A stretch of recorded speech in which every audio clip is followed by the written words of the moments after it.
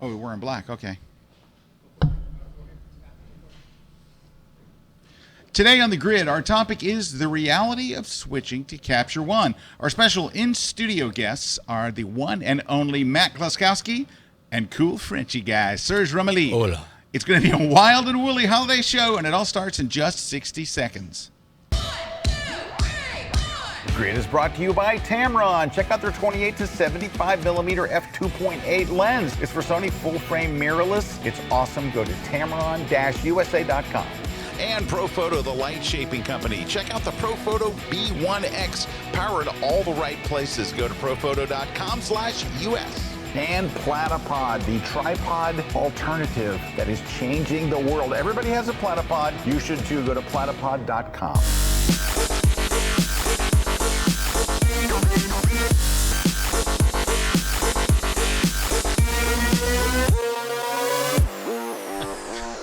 Hey everybody, welcome to another live episode of The Grid. My name's Scott Kelby. I've got two giants in our industry with me today. Very honored and excited to have these two great guys, dear friends, and incredible photographers and post-processing gurus. To my left, all the way from France, Mr. Serge Romali.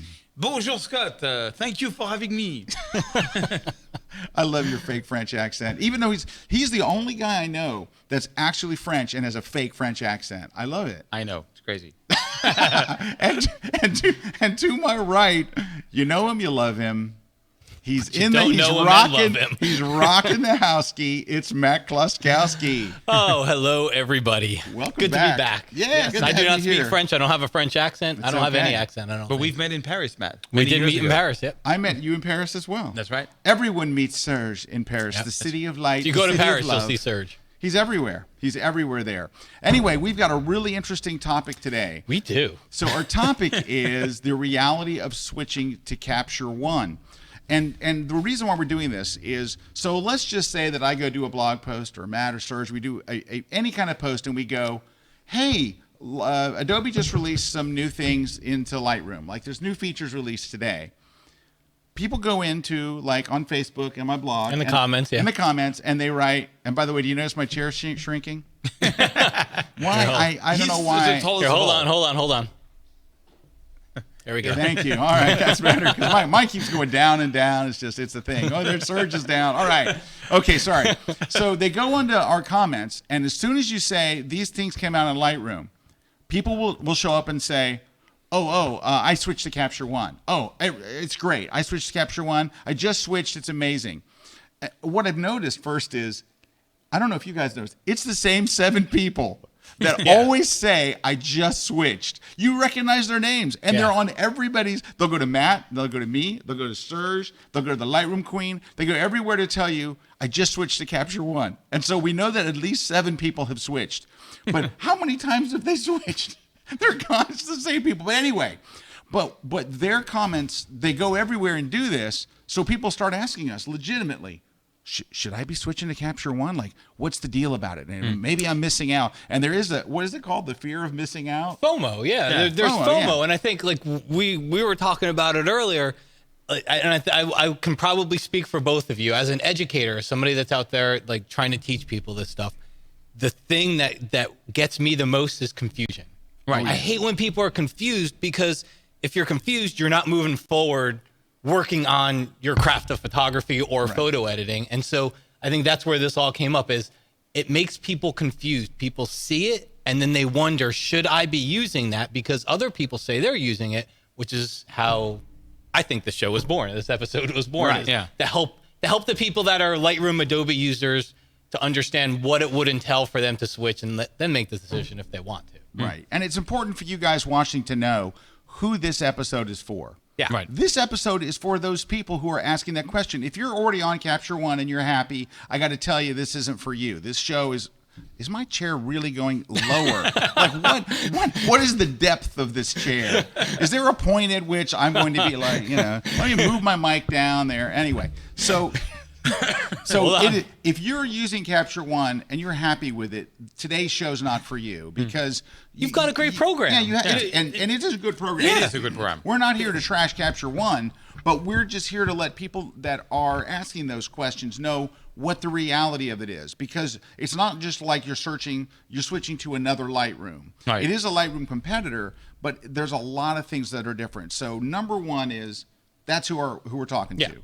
We're not talking to Capture One people who already love it and are Capture One fans. And the other thing is we're not looking at what are alternatives to Lightroom. We are strictly talking about Capture One today, because that's the one that you see these 7 people posting about all the time. These people must never sleep, these 7 people. They're just racing from site to site to tell you, I just switched. It's always, I just switched. Yeah. And I go, I recognize you from February. See, you when you first just switched. You see different posts than I do, because I see the I guess maybe because it pops up on my Facebook feed because I've looked at their websites or what, but I see the I call them the Petastoppers mob.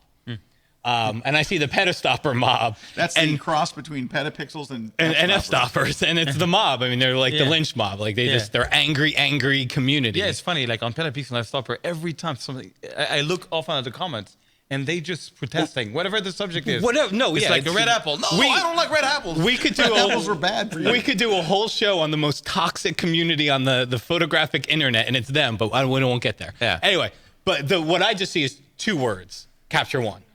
That's what they all just post. Any Lightroom article just has 2 words: Capture One. That's it. So yeah. I have an experience I just want to say about Capture One. So I've heard, because I shoot Sony, and I heard Capture One was amazing for Sony RAW files. So I took an experiment. I took 10 RAW files from different things, and I really spent quite some time, because I was thinking not to switch, but I wanted to see if I could get a better raw information out of these files. And honestly, after spending a whole day retouching them, I couldn't see any difference. So I was not willing to, do a whole learning curve of switching, because I'm so happy with Lightroom and Photoshop. And unless there was really a plus in the develop module, which I couldn't find. And it was like 10 complete different photos. I really went, I know a thing or two about retouching, and I couldn't see the difference. I understand some people, it's like any tool.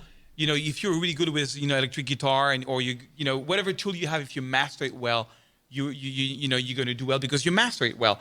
So I was not willing to change everything now for a new software, where when Adobe keeps on coming up like every 3 months with updates, which are amazing.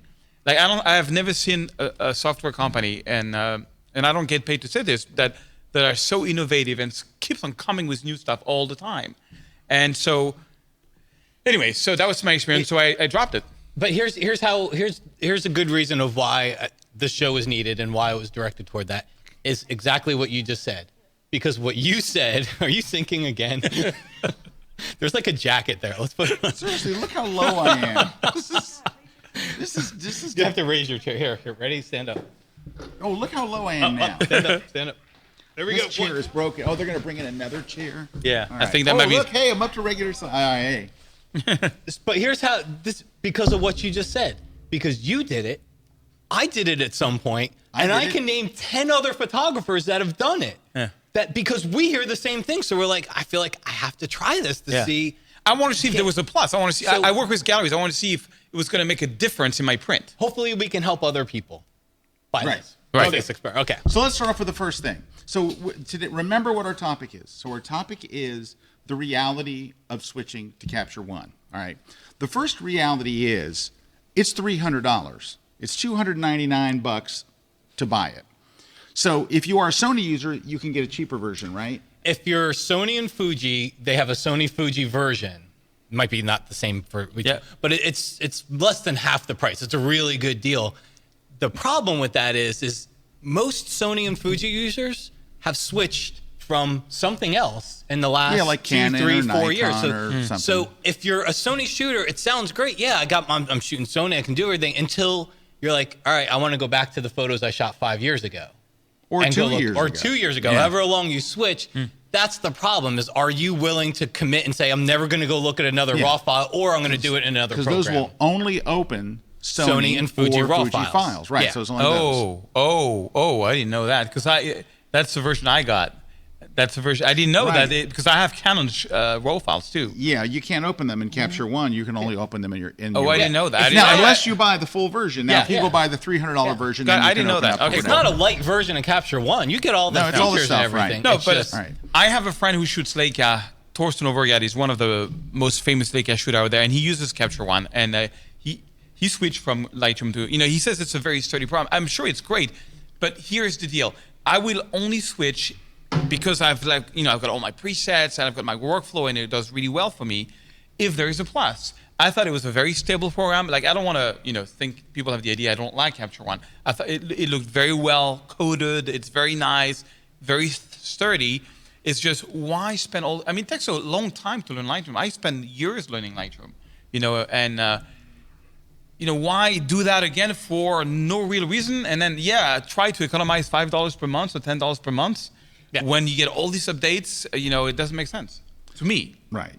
Well, so one of the things that spurred this was Capture One just came out with an update.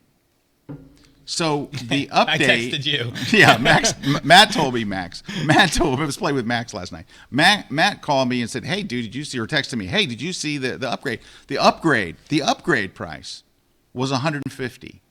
So if you switched to Capture One last year and you want the current version, you're into it for $450. Whoa. In the last 12 months. And what the reason why I think this is important, besides the fact that my chair is shrinking again, is that I'll hear people say, "Oh, I'm not going to rent my software. I'm not going to go to Adobe. I'm not going to pay $10 a month." You're not going to pay $120 a month. So you're so angry, you're going to pay a different company $450. Yeah. Come on. And Serge and I were talking earlier. $10 a month is the most ridiculous, because and this is something I think people lose sight of. $10 a month from Adobe is not for Lightroom. It's for Lightroom And Photoshop. If you were to move to Capture One, so you would have to be at a level, right? You'd have to be at a level to where, because Capture One is a professional program, right? And we'll talk about the learning curve and all that, which is coming up. But if you were to move to Capture One and you spent $299 and then another $150, For the update. you still need Photoshop. Yeah. I don't know any top pros. None of them that go, I don't use Photoshop at all. You need Photoshop. Because you know what? At the end of the day, Lightroom and Capture One are both really, really good at making your images brighter. They're adding contrast, adding clarity, and enhancing mid-tone contrast. They're really good at all that stuff.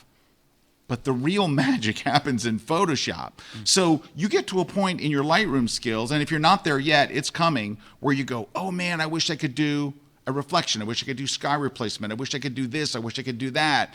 I want to put the moon in a shot." Lightroom does none of those things. So if you're going to be a top pro at this, I don't mean that you're making a living like a professional, but you're going to be editing at a pro level. You have to have Photoshop. So now you're already paying $299 plus $150 for your 1 year, and you still need Photoshop. And you're still going to pay your $10 You're still going to pay your $10 month. a month. Well, actually, if you get Photoshop by itself, it's 20. Yeah. It's $20 a month. Yeah. You're better off to get Lightroom and Photoshop for 10. And also, the updates on Photoshop are crazy. I've been using Photoshop for 15 years. I recently did a whole series of a tutorial that you can find on my YouTube channel. Hey, go one up on Serge so I can fix my chair. And oh my gosh, the new select, when you use the select tool and you use the select subject, and the selection that it does is unbelievable. Like the content aware fill, the way it's done now, unbelievable. They're coming up with like actual technology that really is changing the way I work. Well, it's this AI stuff and the machine learning that Adobe is doing is incredible. I used to pay $1,000 for Photoshop every 3 years or 2 years, whatever it was. Yep. And we're not getting this feature. Now for $10 a month, you're getting all these features and Lightroom. It's a good deal, And there's a reason why the Adobe 2x the income in 5 years, because people are going crazy. It's a really good deal. Now, what I think if you're a Capture One user, and again, the reality is switching. So if you're thinking of switching, keep this in mind. So what you'll find if you do research online, you'll find Capture One users say, "I've left Adobe. I'm using Capture One as a Lightroom replacement, and I'm now using Affinity Photo instead of as Photoshop. my Photoshop replacement." Affinity, it looks like Photoshop. Yeah, it looks like it. It's got a lot of the same features as Photoshop. It's not Photoshop. Yeah, it may look like Photoshop. It may act like Photoshop. No. It's not Photoshop. So Yeah. you gotta remember. If you buy a Hyundai that looks like a BMW, it kind of looks like it. But ask not, anyone that owns a BMW, is not a BMW. There's a reason. Can I do a side note on that? Because I think I thought of something really important too. That's a friend of mine had shared with me. And when you do an internet search, you have to understand it's a self-fulfilling search. Right. So when you do a search that says, should I switch from Lightroom to Capture One? You know what you're going to find? You're going to find a whole bunch of articles that bash Lightroom. Now, when you do a search that says, is Affinity as good as Photoshop? You're going to find a whole bunch of articles that say it is. And that's the problem, is you did a search that fulfilled itself. Right. So try searching for people or searches that go the opposite way. Where has this program fallen short? And you'll be amazed that all these things that you never even knew people have problems with in these other programs. There's problems in every program. There's always going to be a learning curve to it. So. And Lightroom is actually very stable. I mean, I don't remember the last time I was working in Lightroom where it just crashed. Like it either froze or just quit. Now, I have Photoshop. Photoshop. Anyway, Lightroom, though, is very stable. Yeah. Hey, we're going to have to cut away for just a second. When we come back, we have a lot more on this topic. We want to get your comments. I see some hellos out there. Rob Sylvan's watching. Hey, Rob. Hey. Nick's here. Shauna, Peter, Jessica, all the way from Colorado. And Don's here from Boynton Beach. Alan says hi. Greetings from a sunny Colorado. Carla's here. All of these folks are here, and Jerry says maybe we should start a GoFundMe for a new chair. GoFundMe for a new chair. Anyway, we're going to talk. We have more questions coming in. We're going to talk to that and a whole lot more as soon as we get back. Don't go away. That's coming right up. Is the tripod dead? Sure, a tripod works for basic shots, but who wants to be basic? You don't need basic. You need Blockbuster, and that's a job for a platypod. The platypod is your go-anywhere, do-anything flat tripod base. Its compact design helps you discover unique angles that you could never reach with a typical tripod. So, whether you're bringing up baby, driving Miss Daisy, or with your beasts of the Southern Wild, you can capture big-budget footage and stills for a fraction of the time and money. So go ahead, shoot the next Rocky or Birdman. Or on the waterfront, the platypod is equipped to grip uneven surfaces and hang from just about anything. When tripods go low, the platypod goes lower. Its flat base reaches the lowest possible angle, resulting in truly inventive shots that can't be replicated with traditional equipment. And if you feel like adding a dramatic overhead angle, the platypod has you covered. Just strap it or screw it in, and you're ready to go within minutes. The platypod is constructed from aircraft-grade aluminum and titanium. Yeah, the stuff Air Force One is made of. So it's durable enough to travel with you from Chinatown to Casablanca and everywhere in between. If you only take the tripod, the story ends. You wake up the next morning with nothing but basic footage. Or you could take the platypod to a museum, or on an elevator, or strap it to a tree, or hanging on a bench at church, or put it on the ground and get incredible blockbuster footage. Who are we kidding? You should totally take the platypod. The tripod is not dead, but it needs a sidekick. The platypod.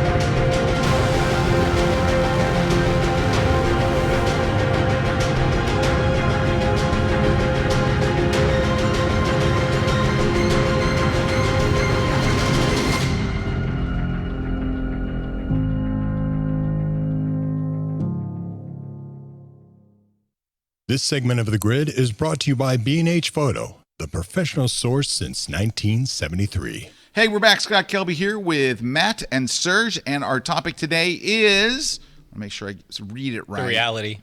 The reality of switching to Capture One. So for those of you who are just joining us, what we're really talking about is if you're one of those people who's wondering, like, should I be using, Capture One? I've heard some people talking about it, So we're really going about what that. So far, what we've talked about is the investment, because there are people who will be like, oh, I'm not going to subscribe for $120. I'd rather pay $450 a year.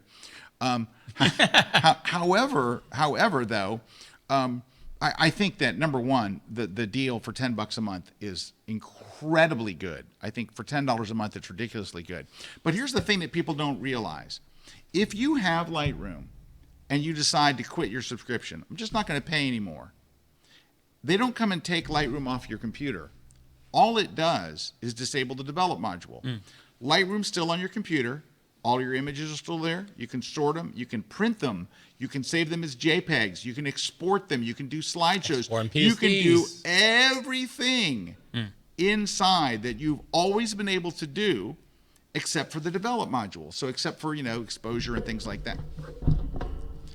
Anyhow, it's all still there. So if you decide to take a break, come back later, whatever, it doesn't just take Lightroom off your things aren't gone. The other thing I think a lot of people don't realize is, so I would ask you guys, do you back up your images in the cloud? Do you do Oh yeah. I use Backblaze. Who do you use? I use Backblaze and Dropbox. I have Dropbox. Backblaze, yeah. Backblaze. Okay. So you know that when you have one, I'm sure you do back up. I hope you back up to a cloud service of some sort, Amazon, whatever.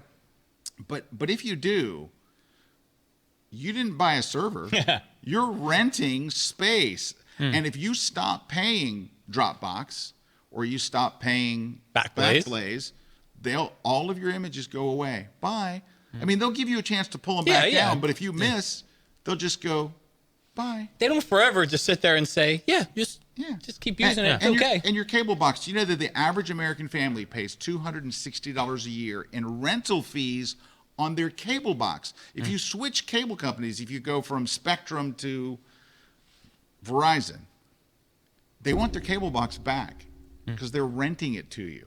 So when people say, I'm not going to rent my software, I'm like, you're renting Dropbox, you're renting all these other things, you're paying for iCloud, but all of a sudden it comes to Adobe and you're like, wait a minute, that's where I draw the line. $10 a month for professional software? I'm not sure. And to piggyback on that, I wouldn't want to own my cable box because in a year from now, it's going to be obsolete. So the whole software ownership has changed in the last 5 or 6 years. It's every company out there has moved to a 1-year development process. Yep. And so so yes, you own your version of your software. All right. I buy whatever program I buy and I own it this year. Guess what? In a year and a half, 2 years, there's operating system upgrades, there's security patches, there's all these different things. But because your version is not supported any longer after that 1 year, when Capture One just came out with Capture One 20, the previous versions aren't supported anymore. They're not adding things to them. So software ownership is not as appealing as it used to be when they were updated every 3 years and it meant something. Can I speak to that? Yeah. You want to talk to the angriest people on earth? It's the people that said, I'm not going to rent my software. I bought Lightroom 6. Yes. Because that way I own it and it's mine. Those are the most miserable Lightroom users on earth. You know why? Because they go, well, I don't have dehaze. I don't have the texture slider. I don't have all of these features. I don't have profiles. I don't have profiles. I even wrote on my blog, I did a list of, profiles. All of the things that Adobe's added just in the last 14 months to Lightroom. It was a mile long. And Lightroom 6 users have none of it. They don't have dehaze. They don't have raw profiles. They don't have creative profiles. They don't have the texture slider. All of these amazing things that they've added, they just don't exist in Lightroom 6. And they're angry. They're not like, this is great. So they thought, I'm going to stick it to the man by not renting my software. They stuck it to themselves. Yeah. They're miserable. I have people come up at my seminars and they're like, I'm still using Lightroom 5 or I have Lightroom 6. Do I have that feature? Oh, it's not in mine? And here's the other thing. Can I just tell you this? Yeah. At my seminars, people will line up to ask questions on the break, and someone will always make their way to the front. You know what they say? I'm not going to pay Adobe. I'm not going to rent my software. Everybody else in line starts yelling at the person, come on, it's great. What are you, crazy? Everybody in line just starts, come on, it's $10. Like at the convention center, they spend more money on a cup of coffee and like a bag of chips than from using Photoshop and software. And I really want to hit that point. No. It's not $10 a month for Lightroom. It's Lightroom and Photoshop. Photoshop used to sell for $799 a month. Now it's big. No, version. I'm sorry. That's a big price. No, it used to when you bought just Photoshop. Yeah, it wasn't $799 a month though. Yeah. No, I'm sorry, not a month. No. It was $799 to buy it. When Lightroom came out, it was $300 to buy it. So if you wanted Photoshop and Lightroom, you had to write a $1,000 check. Which I did. Look me in the eye and tell me today you would spend $1,000. When was the last piece of $1,000 software you bought for editing your photos? You wouldn't do it. Things have changed. So the perpetual argument, which you touched on with Lightroom 6, and I think there's a good example there. The perpetual argument is, all right, you switch to Capture One today. You're okay with the $300 expenditure. And so now 1 year from now, because they just updated, so if you switch today, you'll get a full year without them updating. So next November, they update. And you say, I own it. I don't have to update. There's a lot of smart marketing people in these companies. All of them. All of them.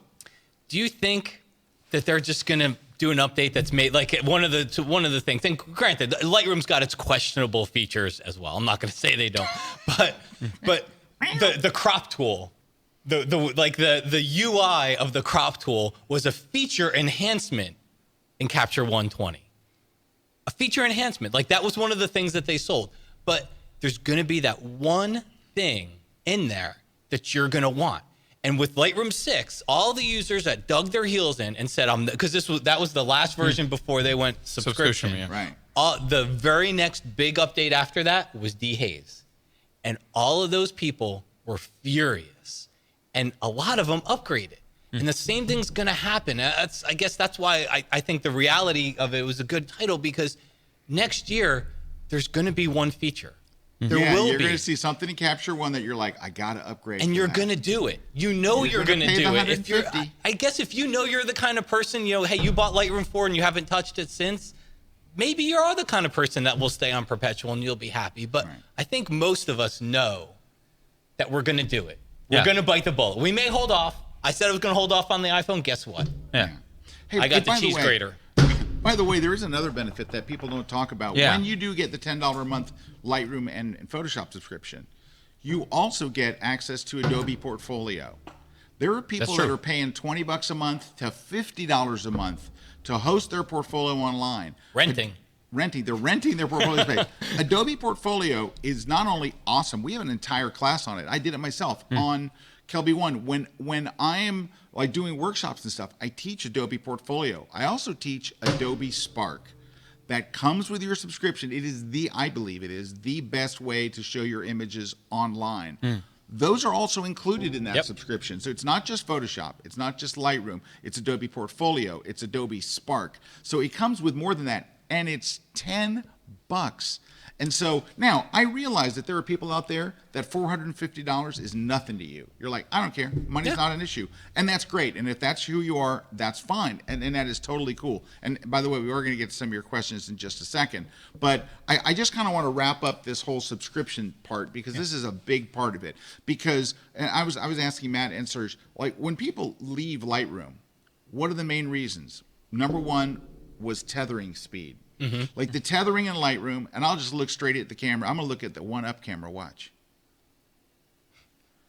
The old tethering in Lightroom was absolutely dreadful. This is the truth. I would teach tethering in my Lightroom seminar tour, and as soon as I showed everybody how to use it, I would go, now, here are the 5 troubleshooting steps to take when it crashes, because it will absolutely, positively stop working during the middle of your shoot at the most inconvenient and embarrassing time. So I would go, here are the 5 steps. Try this first. Try unplugging your camera, restarting your camera. Last year, they did 2 updates, one for Canon and then a month later for Nikon. The tethering is rock solid, and I'll say it's got to be as fast as Capture One's, because I take the picture and I look over and it's already on my screen, not the JPEG. When you're shooting in RAW, it appears like that. It is. I even did a thing. I showed it on my blog. If you want to go to lightroomkillertips.com and look, I did a video. Like, look how fast the images are coming up. It is night and day. Do you know this? If I restart Lightroom, it's still connected. If I unplug my camera accidentally, it's still connected. All the things that we hated about tethering, so much better in Lightroom. There is a caveat. And I have a sad face for this one. I know it's not Adobe's fault. Not Adobe's I have a sad fault. face for this one. Yeah, same for me. Sony does not tether to Lightroom. Capture One. I'm sorry. No, Lightroom. you're right. Sony does not. Sony won't give Adobe the API to let them do it. Obviously, Nikon did, Canon did, but Sony said, we don't care about Lightroom users. So so you cannot tether. That's the only thing. So if you're a Canon shooter or a Nikon shooter, the tethering experience, absolutely top notch. The tethering experience, if not, you have to create a watched folder, your images go in that folder, and then they come in. And it is slower, and it's not optimal like the one for... Yeah, Matt and I are on Sony, if I remember. You're still shooting Sony. Right, so there's... but that's on Sony. That's I don't not on tether, Adobe. so it's not I don't tether either. Landscape photographers... Can I jump in on one thing we didn't talk about? Absolutely. Lightroom Mobile. That's true. Hey, can we do that on the break? Sure. Because this is a bigger topic. Yeah. Because as you're going to learn in the next segment, Capture One does not have a mobile version. And it's not like people use phones or iPads that much anyway, so it's probably all right. We're going to take a short break. When we come back, we're going to talk about the mobile aspect, the mobile reality, which is a sad one. Chicago, great food. Yes. Great people. Yes. Incredible architecture. Yes, and I'm going to show you how to capture it all in this class. So this class is called A Photographer's Guide to Chicago. And I've done them for New York and Paris and Rome, but let me tell you what, I think I got better shots in Chicago than I was ever going to expect to. And that's only because Chicago has so many locations to shoot. My gosh, there's amazing stuff in Chicago. Everywhere you look, beautiful cathedrals, classic architecture, modern architecture, indoors, outdoors. I'm going to show you where to shoot, what equipment to take, what settings to use, how to post-process it. You're going to love it, and you're going to come back with shots you never dreamed that you would get in Chicago. It's not just good food, Larry. It's not just great architecture. It's all of it, all put together. I am going to tell you some places to eat. Oh, that helps. It's part of travel photography. Well, but also the addresses for every single one of these places. Oh yeah, and I have a downloadable PDF so you can see exactly where to go. You're going to be able to, and you can hit all of these locations in a weekend, because I did it in 24 hours, and I didn't rush around, still had time to do other fun stuff. So check out my brand new class. It's exclusively at Kelby One. It's a photographer's guide to Chicago.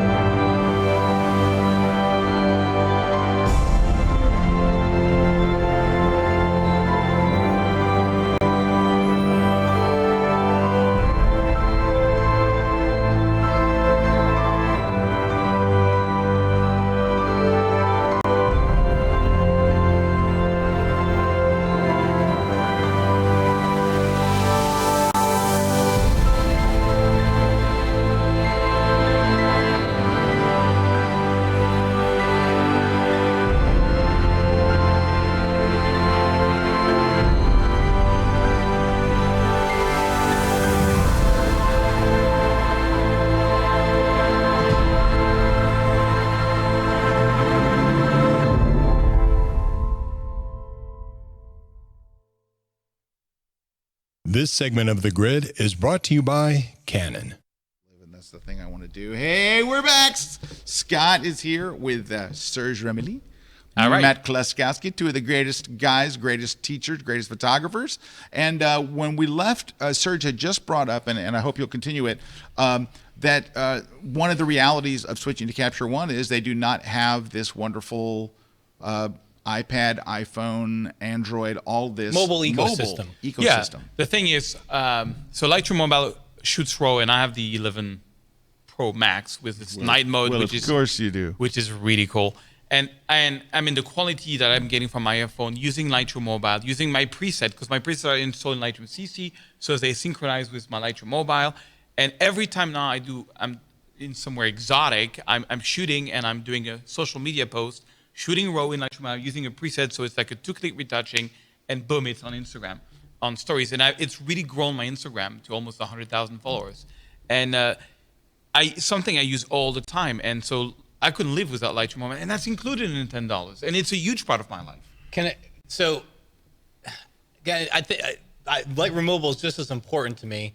I guess again, I'm trying to think of the person thinking of switching to Capture One, and I think a lot of people, yes, we take a lot of photos with our photos with our phone, but I think most of them are still probably primarily mirrorless DSLR driven. But to me, the biggest Lightroom Mobile thing I couldn't give up is the fact that I sit there on my desktop or my laptop. I edit my photos. I make a collection of my favorites. I share that collection. I don't have to email myself my photos anymore. Yeah, I don't have to put them on Dropbox. I don't have to do anything. That's a huge feature I go too. out with friends or family, whether I took a photo on here or not. I think that's a whole separate section. Right. It's the fact that the photos that were important to me are now automatically here. They're automatically here. I don't have to do anything. And then even better than that, so like last Christmas, I took a bunch of photos of my family last Christmas.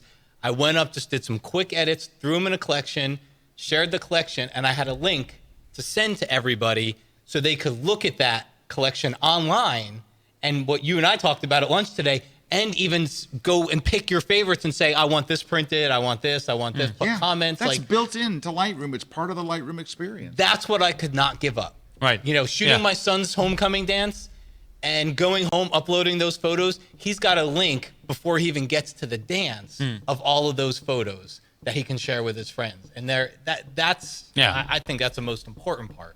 That's true. It's big. It's true. So that's mobile's big, and there's also Lightroom Web, which is an amazing thing unto itself. But if you shot your kid's baseball game, you want to share with all the other parents, like Matt said, not only can you share a collection, you can also make a story, right? But they can go in and say, these are the ones I want. They can make their picks client. You can do client proofing. This is all built in and part of the ecosystem that is Lightroom, and something that doesn't exist. Hey, we got a bunch of questions. We're going to kind of stop this. And there was one up the top. If you can scroll up a little bit. Start at the top. Let's start here. William Beam. Hi, William. William asks, I've heard skin tones look better in Capture One than Lightroom. Any truth to that? So, William, the answer is yes, but the reason will shock you. So I got to tell you a story. I'm here in our studio. Peter Hurley's here. And this is a few years ago. It's one of Peter's first classes with us. Peter's a bunch of classes with us now. In fact, I was talking to Peter today about some new classes. But anyway, so Peter's here, and these images are coming up on his screen. And I look over to Brad Moore, and I go, Brad, his images, they look like they're already edited. They look like they've been tweaked or something. Yeah. And Brad says, he's using Capture One. So here's what the deal is. What Capture One does is very different than what Adobe does. Adobe says, look, we're going to give you the image as close to what the raw photo was that comes out of your camera. We're not going to make any editing decisions for you. That's your job. So what the engineers at Adobe tried to do is provide you with the closest, most realistic raw photo. Capture One does not do that. Capture One says, we're going to tweak your image for you. We're going to give you more sharpening. We're going to give you clarity. We're going to pull off the tones a little bit. They do a whole list of things. So when your photo comes in and it's raw, it's not really the raw photo. It's been edited. Imagine if you could just say in a way, it's like if a preset was applied. It's applying a preset to your photo. Now, Martin Evening, who is a Lightroom genius and guru, and from England, did a feature article in Lightroom magazine, and in Lightroom magazine, he actually went to Capture One. He took off all the juice that they apply and just got to their zeros. And he showed, here's Lightroom, here's Capture One. They're exactly the same. Yeah. And then what he did was... It's the raw file. It's just the raw file. Yeah. But they're putting stuff on top of the raw file. So what Martin Eveney did says, if you want to create a preset that looks just like the preset that Capture One is using, and it's very important to understand, Capture One's defaults are set to tweak the photo.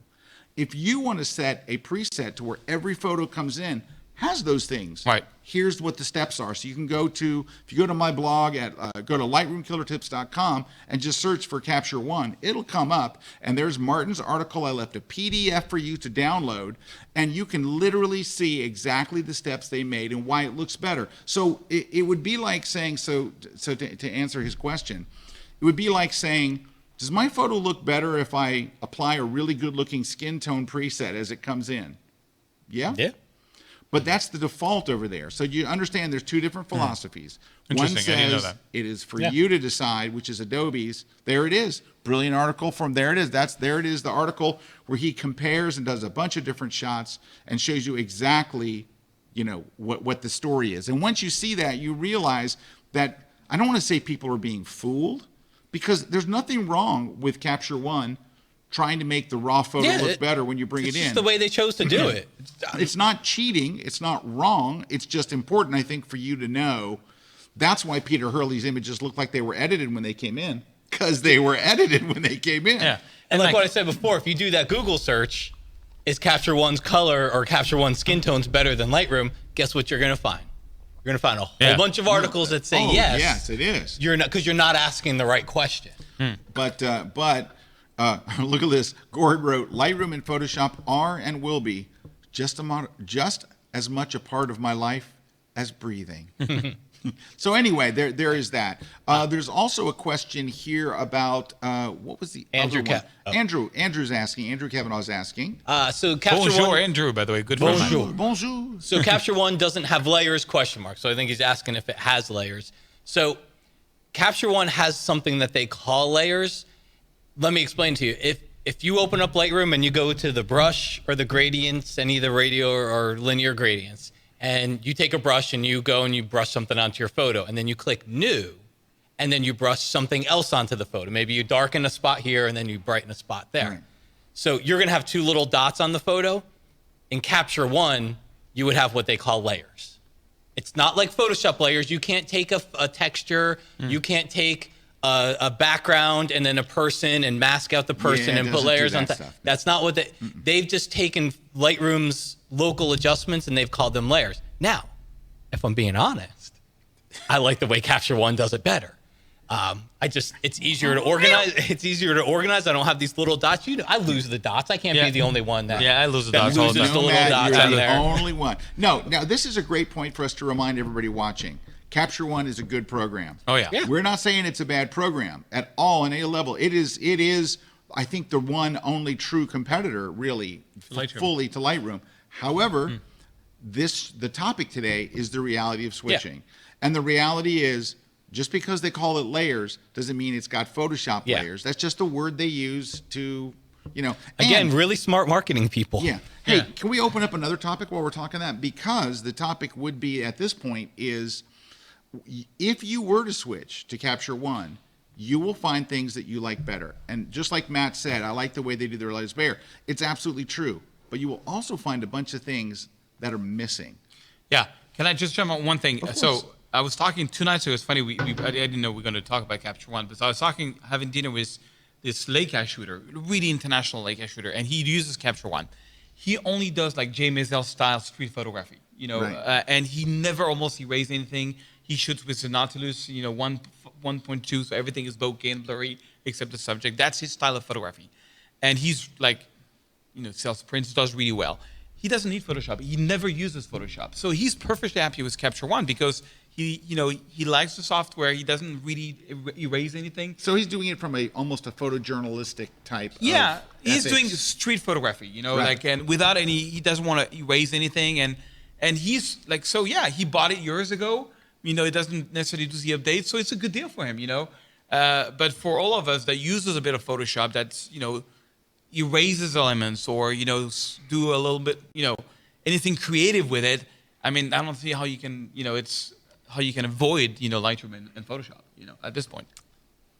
All right. Let's see. Jerry had said, good question, because there probably is a lot of people watching that really quite aren't even sure where Capture One fits in. Capture One is a Lightroom competitor. Yeah. So it's a road you would not really, you shouldn't use the two of them together. And I know there's going to be 100 people that are going to say, oh, I use the two of them together. That's fine.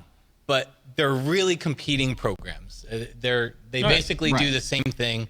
If you're a Sony shooter and you really love Lightroom, then maybe, you bought that Sony version of Capture One and you do your tethering in Capture One if you tether, and then you're using Lightroom for everything else. But you wouldn't want to have two different libraries. Like, you wouldn't want to have your library in Lightroom. And Right. Well, that Capture answers Cheeky Nando's question. Hi, Cheeky Nando, all the way from Lisbon, beautiful Lisbon, Portugal. He says, I won't drop Lightroom and Photoshop. I actually have the full creative suite. And that's because Cheeky Nando's loose with money. But anyway, so he says, the point is, should I add Capture One to my tool set? So what I would say is, if you'd ask me, what is the weakest part of Capture One? I would say it's catalog.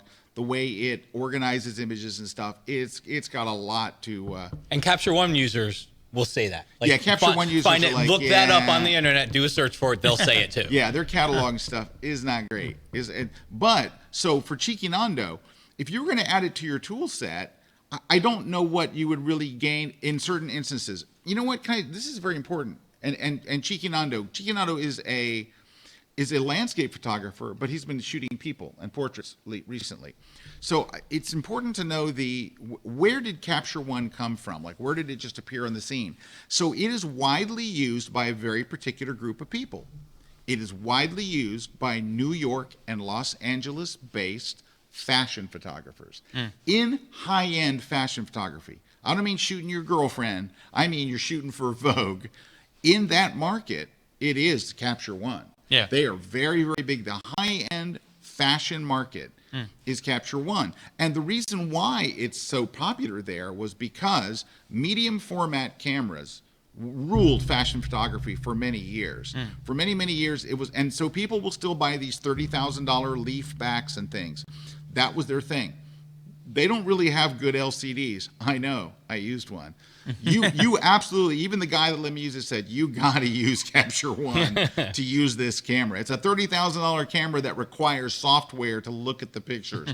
So that's where it came from. So if you were to tell me, hey, Scott, I'm moving to New York City. I'm going to be a fashion photographer. I'm moving to LA. I'm going to be a fashion photographer. I'd go, you know what? You probably ought to look at Capture One because it's kind of the default. The images come in already tweaked. It's and it has really nice color grading. It does have features that are great for fashion photography. However, if you are not a high-end fashion photographer, you won't get as much out of it, I don't think. So going back to Cheeky Nando, so Cheeky, I don't know what you would get from it. I don't know that you'd say adding this other, like how many things do you want to use to tweak your photo? You're gonna sort your images in Lightroom because you're not going to leave that. It's much, much better.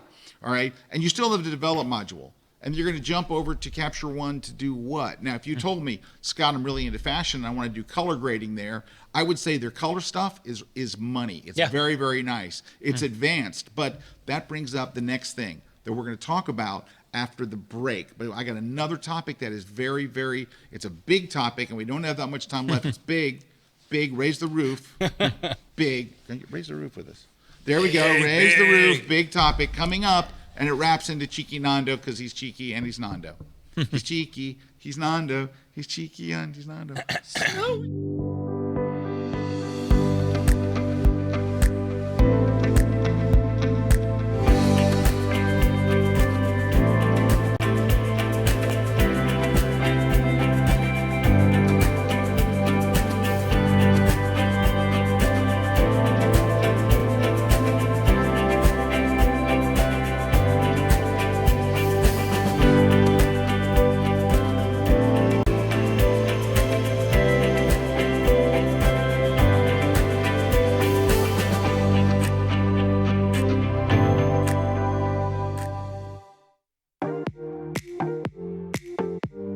Hey, Troy Christopher Plota here with Plotaverse.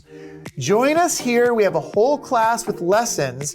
This is for photographers, digital artists, art directors. This is the place that you're gonna go next level with your content. We're gonna teach you how to animate your photos, morph your photos, and post them in high res. This is where photography is going. You gotta get attention with your content, and this is the place to do it. There's no timeline, so if you've never worked in video before, this is a great segue. You just tell it which direction you want your image to move, and it does it. We're gonna show you how you can use Plotiverse as your website. So not only can you post and create custom portfolios, but it's a great way to show your clients in high res.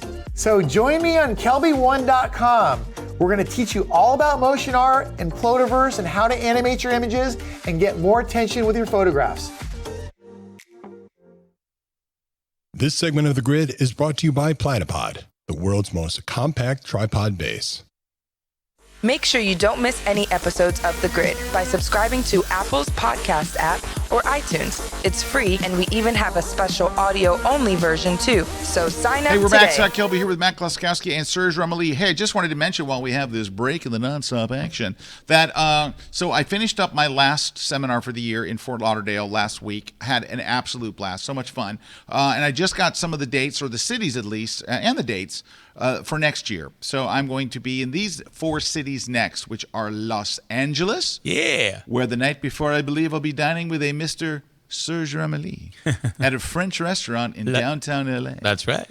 Then I'll also be going to San Diego, which is somewhat nearby. That's right. I'll be going to Phoenix, Arizona, and Houston, Texas. So those are coming up. You can get the dates and the times. They're in February and March, and that's at kelby1live.com. Also, this is big. My new book. Where is my new book? Uh-oh. Oh, here it is. Wow. So my new book is here. It just came out. It's that's called cool. The Natural Light Portrait Book, and it is in stock on Amazon today. Now, here's the weird thing. So it was in stock yesterday, which is the day that it was supposed to have been in stock. But it was in stock ready, and it said arrives like 2 weeks after Christmas because for some reason it showed they were in stock at a bookseller in London. So then it has changed 3 times today as the stock is hitting Amazon's thing. So now it is actually on Amazon Prime. And I was on with my publisher today, the reason why we all know this. And so Kim, my editor here, watches this, lives and eats and breathes by this stuff all day long. And if you ever get a chance to follow her on Twitter, right, she's I got to get you her address. But she's so on this. Anyway, now they're saying it ships right after Christmas. By tomorrow, it will be shipping before Christmas. They just don't have all the stock in, and you'll be able to get it next week. So, and it depends. If you look in the app, it says it'll be there December 23rd. If you look on their website, it says December 24th. It's Amazon. They're very large. Oh, that's cool. And what's the topic about? It's all about like flash? No flash. No flash. No flash. Natural light. All natural light. Window lighting and all that good all stuff. All that stuff. Oh, that's cool. And that's awesome. It's there. It is. You're good, Serge. All right, there's Kim. So it's Kimberly Doty. At Kimberly Doty. KIMBERLY.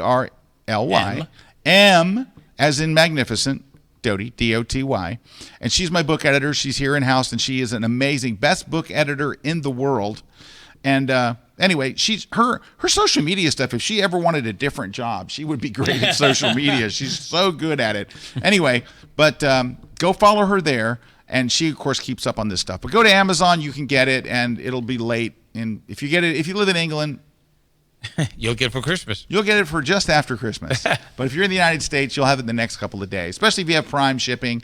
And it just showed up on Prime this afternoon. So get a copy. It is, and I said this last week, it's not just the #1 book you should get. It is the #1 of any present you'll give anyone, even if they're not photographers. If they're golfers, get them this book. If they're into woodworking, get them this book. It really doesn't matter. The important thing is that you get them that book. Okay. All right. So I said we had this big topic to talk about afterwards. The big topic is this. One thing that is a reality of jumping from Lightroom. Is that me or you? Oh, no, that's me. Oh, sir. That's bad. That's bad.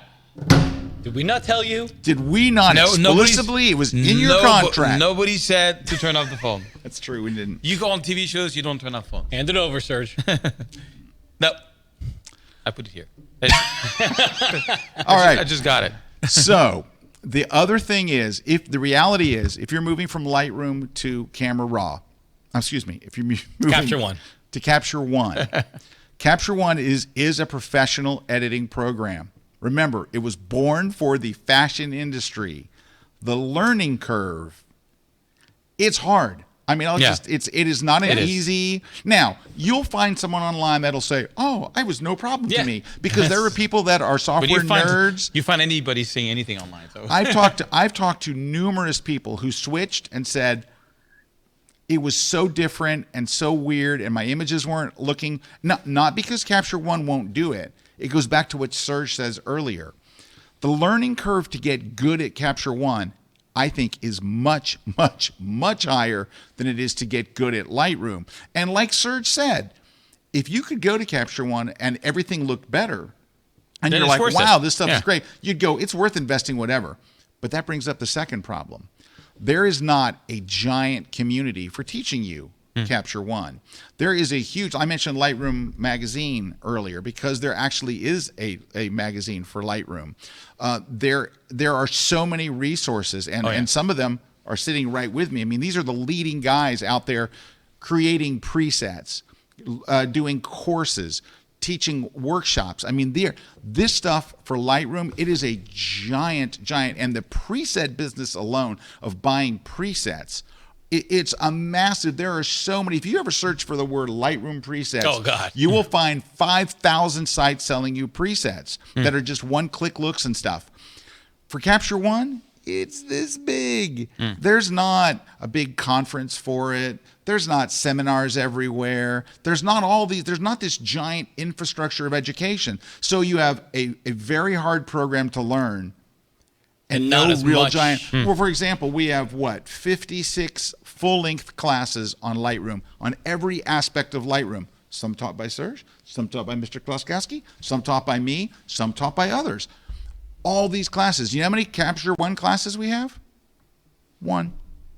Oh, you do have just one. Yeah. We have one. But versus 50 something. Yeah. I just want to give an example. I do books and I work with galleries. That's one of the main things that I do. So I'm always looking for the best possible quality. And one thing I came in the world of photography when it was all digital. And, I hear back in the day, like, oh my God, the 4x5 photography is amazing. The dynamic range, the details, medium format camera is amazing. So I bought a 4x5 camera and I bought a Mamiya 7 II. It's like a $2,500 medium format film camera. I just wanted to see if all this effort was worth something better. Would it make a difference? Would it make a difference? And so I spent a year and a lot of money, roughly $7,000 or $8,000, trying this to find out that the dynamic range is awful. To find out yes, there is a look to film which you could probably recreate, if you're really good in Lightroom or in Photoshop.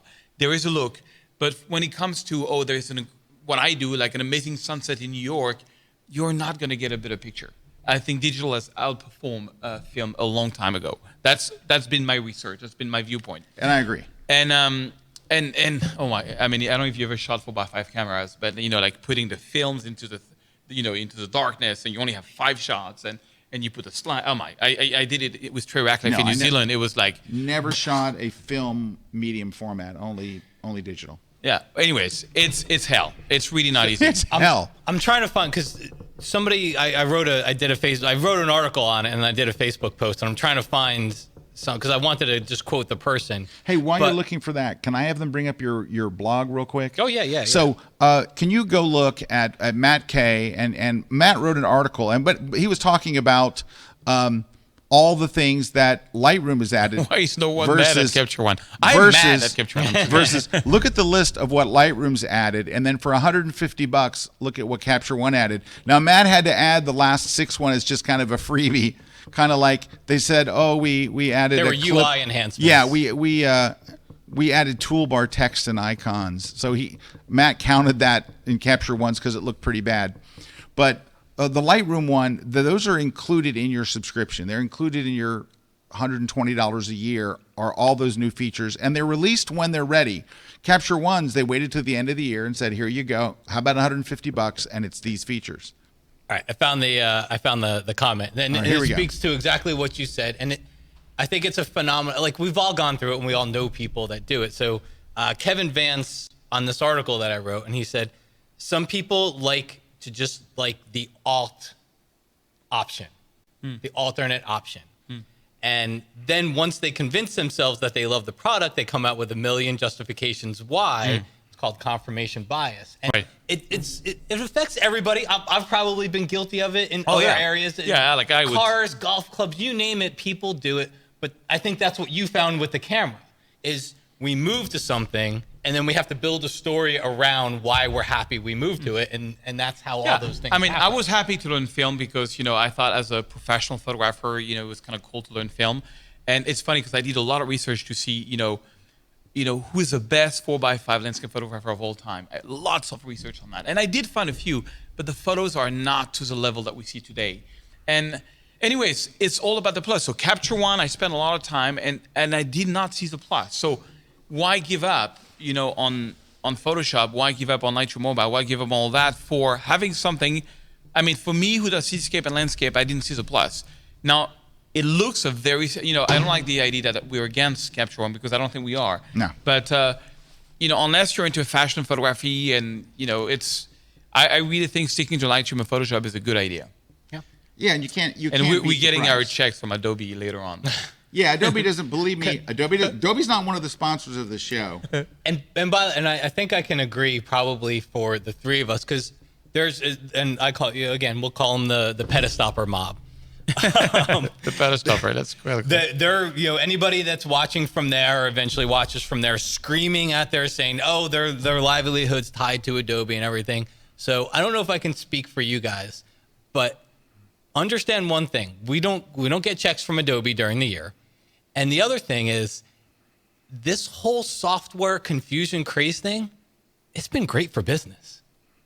Because now I can teach, now I can sell, I have On1 courses.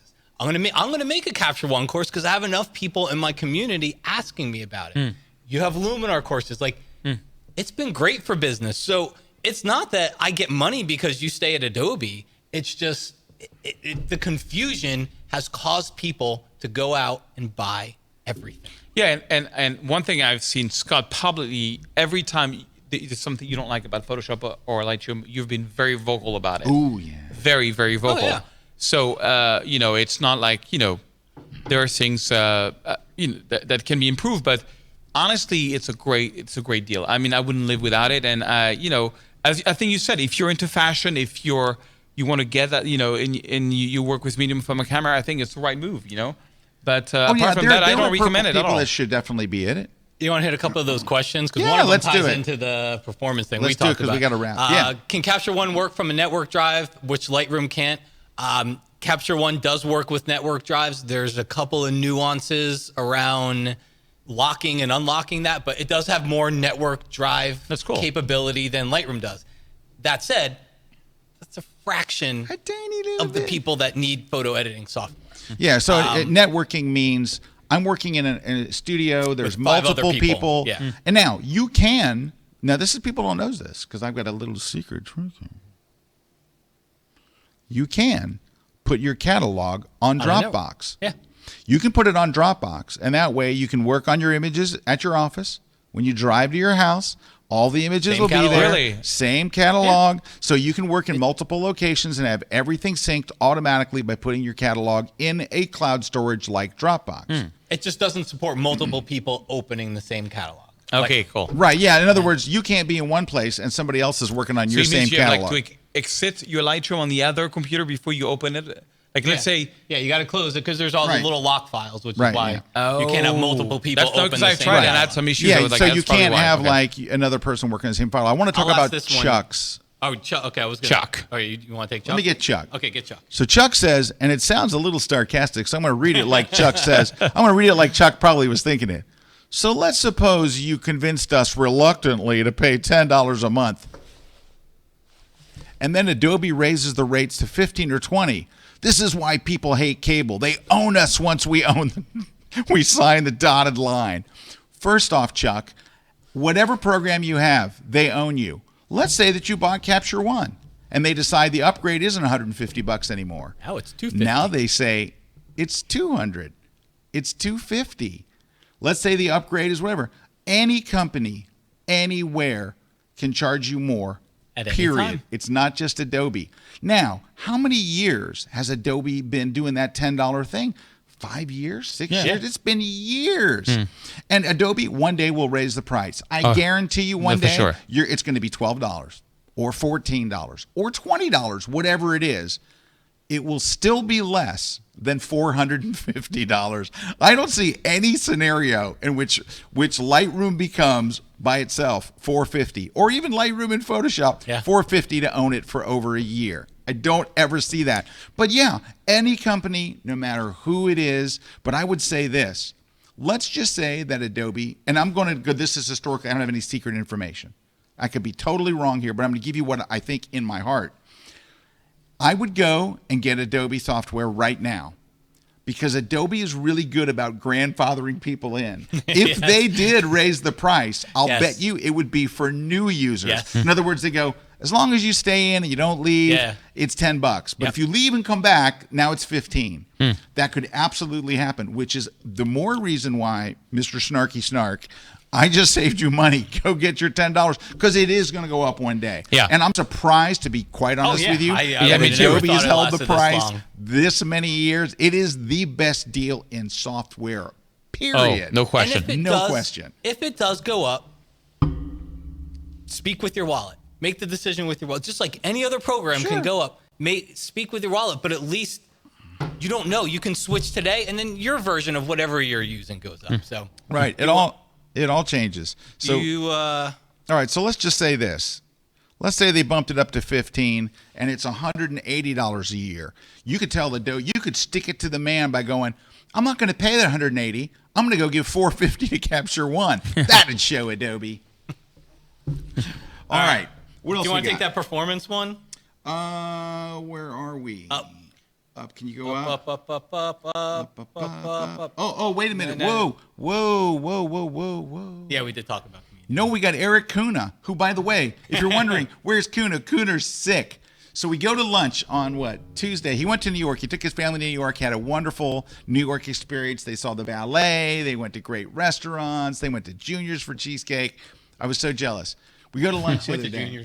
I went to Junior's 3 days in a row last week. I went to Junior's just a week and a half ago. 3 days in a row. Anyway, Junior's is a great cheesecake place, like a classic cheesecake place right in Times Square. There's 2 of them in Times Square, like 2 different locations. Times Square's not that big. Yeah. There's 2 of them. Wow. It's great. Anyway, so it's okay. He's French. Okay, so Kuna is. We go to lunch and we're having lunch. He's sitting right there and he starts coughing. I'm like, what happened? He goes, oh, it's just, I go to New York and there's a heater and my throat feels bad and stuff. The next day he calls me, he's homesick. He's like, dude, I'm sick. I'm like, if you got me sick, I'm going to kill you. I'm going to come to your house. You're really going to be sick. Now that all that's said, Kuna's sick. So we actually do hope that he gets better. He says he's feeling a little better today, but he didn't want to come and hack all over Serge and Matt. So Kuna is here. And of course, we're going to read his comments since he's the co-host of the show. He says, okay, but we've talked, but have we talked about the community? There's a huge value to be using the tools and the gear that most people use. There's a huge community around Lightroom and Photoshop, and there's so many resources out there for users. Yeah, we actually did get to that's probably been up there. I think the performance one might be down. Go down further. Better nose removal. We read all these. That's why we went to. I don't know where the performance one was. It's gone. Somebody just asked, was it faster? Does it render photos? Does one or the other render photos faster? I think they're both equal in speed. Again, I know that there's people that will watch this that are going to scream through their computers and say that Lightroom's slow and Lightroom sucks and Lightroom's the most horrible thing in the world. That was the other thing and I wanted to talk about. That's where you have we talked about this. Yeah. So I would say this. Now, if you've seen Matt's classes and you've seen Serge's, I'll have to imagine that you did, and you see mine, you will notice that our Lightroom's haul butt, right? I mean, they go fast. There's no lag. You never see a beach ball. You never see anything. All of ours go at real time. Do you think that Adobe issued us secret versions? Then you go, no, it's just your machines are racked out. You're looking at a 3-year-old MacBook Pro with 16 gigabytes of RAM. What are you running it on? This is you got the new one? Yeah, I just got the new one. Serge upgrades every 60 days. I know. Well, Serge has got all the money in the world. So all right, Matt, what are you running yours on? Mine's over 3 years old. All right. So we're running it on 16 old gig RAM. PowerBooks. So we're literally on MacBook Pros. We're not. These are. I have another one that's like 8 years old. It still runs really well. All right. If Lightroom is not running well for you, it's because you've got something set wrong. And I've been with a friend. I was with a buddy, and his was going so slow. It was the worst I've ever seen. I'm like, dude, there's something. It's either your computer or whatever and all. And what we found out was he had 2,000 presets installed, and he had the previews turned on for every preset. So while he's trying to work, it's rendering what the preset would look like. Wow, I've never seen that bug. Yeah, dude, he turned it off. It's lickety split. Good public service announcement. Go to lightroomkillertips.com. I've done multiple articles that go through and talk about if your Lightroom is running slow, and that's what you want to search for. It's probably one of these 7 things. And if you look at the comments, what do the comments say? Oh my gosh, number 5 did it. Mine's hauling butt now. Yeah. I'll check it out. It can be just one little thing, but all of our Lightrooms are running fast because we have it set up correctly. There's lightroomkillertips.com right there. And just do a search. There's see the little magnifying glass up in the corner. Do a little search, and you'll find it, and it'll list the 7 things. And then people also got in there and said, hey, also try this and also try that. It's one of those things. Lightroom today runs fast, and if it's not, it's either your computer. And don't say, well, I'm running Windows 7, and I've got 8 megabytes or 8 gigabytes of RAM. I mean, it's like, there's some reason. It's not Lightroom anymore. Lightroom used to be slow, but Adobe has spent the last few upgrades. They've been making things faster and faster and faster. If your Lightroom is slow, it's not because of Lightroom. It's a setting. Fix the setting, and Lightroom will haul butt for you. All right, Mac. Hi, Mac. Mac was in my workshop in Paris, and she's a very good photographer. She took a picture in Paris. I got to show you it because I have it on my drive. She took a picture in Montmartre, which is your dude. It lights out. Like I was like, that would be one I would hang and print on my wall, and I'll bet you have not seen it before. I want to see it. Oh, I'm telling you, you're gonna go steal it because you live in Paris. Sometimes. And when he's there, he speaks real French, which is weird. But anyway, Max says, can Matt explain how he got the photos to his phone? She goes, I only use Photoshop and Lightroom Classic. Can I do that? Yes, you can from Lightroom Classic. I bet you have a class on that. Yeah, I do have, Mac. I know you're a Kelby One member. We can take our time explaining it here, but you probably have a class on that. I do have a class on that. Basically, you're going to take a collection, and you're going to sync it to your phone, and it's on your phone, and it's on your iPad, and it's on the web, and it's everywhere. It's the easiest thing in the world. I have classes on it. Go watch it on Kelby One. Can I do the noise reduction and sharpening? Because I know that's a popular, people that are hear into that this all the time. stuff love. Yes, and then we got to go. So after I wrote that article last week about, why isn't everybody mad at Capture One? Somebody wrote me, and he wrote a nice message, but he basically said, he's like, I've done sharpening and noise reduction in Capture One, and he goes, and I get far better results than I do inside of Lightroom. I've gotten into a lot of wildlife photography lately, so I've got a lot of high ISO, sharp but high ISO photos. So I'm thinking, all right, maybe they've updated something since I've tried this last year. And I went in there and I spent the better part of a Saturday afternoon going back and forth between 2 photos. You can get the same in either one. They're both good. They're both, I think, the best in the industry when it comes to especially noise reduction. They're both really good, but you can get the same in both. Like at one point I would think like, oh man, I got this so much better in Lightroom. And then I would spend 5 minutes in Capture One, and I'd get it there in Capture One. The sliders have different values, so it's how you push and pull them. They're going to look different. You can't use the same numbers in each, but you get both. The default setting for sharpening for raw images in Capture One is cranked up from what Adobe's is. Yeah. It is intentionally higher. That's why it looks sharper. So you think, ooh, my images look sharper in Camera One. If you want to, Capture One. If you want to look sharper in Lightroom, just go and set your default. Crank up the amount. That's all you have to do, and it's going to look the same. All right, I had one last thing I wanted to talk about. Oh, I just recorded a new class last week. I'm very excited about it. It's a Lightroom class. Ready? The whole entire class is on making videos, movies in Lightroom. And this is with a background soundtrack, taking stills, taking video clips, editing the video clips, trimming the video clips, editing the tone of the video clips and actually putting them together so you could do wedding videos, you could do customer interviews, you can do behind the scenes shots, all the things that you've wanted to do. It's already built into your camera. And I show you how you do the entire thing from start to finish. We actually build the videos and we do it in class. You're going to be amazed at that Lightroom can even do that, especially if you're a Capture One user. All right. Okay, folks, we are out of time. I'm really very, very thankful to have two of the best experts and some of the greatest guys as my guests today. Thank you, Serge. Merci. Thank you, Matt. I love that you guys came on Merci. the show. And I hope this was helpful to you. If you've been hearing all these things out there and you're wondering, should I hope this kind of gave you a little of the reality of what it's like. Capture One is not a bad program, but there's a lot to moving and there's a lot more to it. And I honestly think at the end of the day, like so many people who have moved and came back to Lightroom and just said, it's too hard, it doesn't do this, I'm missing that. I hope that today opened your eyes to it. Again, just want to leave you with, if you are already a Capture One user, you don't have to switch back to Lightroom. You've got a really good program. You got a good program that's amazing solid. software. But for those of you who are on the fence, I think you're already in the right place. And thank you guys very much. We hope you all have a very, very happy holiday from everybody here at Kelby One. And wait, you already know where Matt's blog is, Matt K. Matt K. Serge, where can people go find you? The best is my YouTube channel, Serge Ramelli. You just type Serge Ramelli on YouTube and you come home. And I think Ramelli. Serge has 10,000 followers now. How many followers do you have on YouTube? 586,000. 586,000. Do you know why he has so many followers? Because his stuff is awesome. So go check it out. Go to Matt K. Everybody in the Lightroom community is already going to their stuff. If you're not there, you got to go. All right, everybody, take care. Cheers. Bye-bye. Happy holidays. Joyeux Noël.